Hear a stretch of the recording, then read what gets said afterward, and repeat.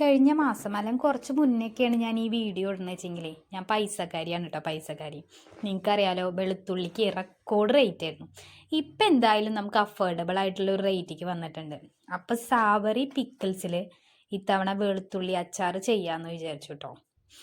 അമ്മയും നിച്ചും കട്ടയ്ക്ക് സപ്പോർട്ടായിട്ട് കൂടെ നിൽക്കുന്നുണ്ട് കേട്ടോ. അയ്യോ, അടിപൊളി. ആളെ കാലൊന്ന് പൊള്ളിട്ടോ.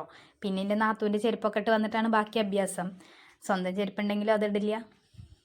അതെന്താ ചാവട്ടെ. ഒരു 2 മണിക്ക് ഊണൊക്കെ കഴിച്ച് ഒരു 2 മണി ആയപ്പോഴേ ഞാനും അമ്മയും വെളുത്തുള്ളിയുടെ തൊലി കളയായിരുന്നു കേട്ടോ. പക്ഷേ വെളുത്തുള്ളിയുടെ തൊലിക്ക് എന്തോ വെളുത്തുള്ളിയിൽ നിന്ന് വരാൻ തീരെ താല്പര്യം ഉണ്ടായിരുന്നില്ല തോന്നുന്നു. ഞങ്ങളൊരു 2-2.5 മണിക്കൂർ കഷ്ടപ്പെട്ടിട്ടാണ് കേട്ടോ മൊത്തം ക്ലീൻ ചെയ്തെടുത്തത്. പിന്നെ അത് മാത്രമല്ല, എൻ്റെ മോൻ്റെ സഹായം കാരണം വീടിൻ്റെ ഒരു അവസ്ഥ നിങ്ങൾ കണ്ടല്ലോ.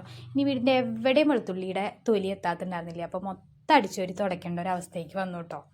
അത് കാരണം എന്താ, നമ്മുടെ അച്ചാർ ഉണ്ടാക്കലും ലേറ്റായി.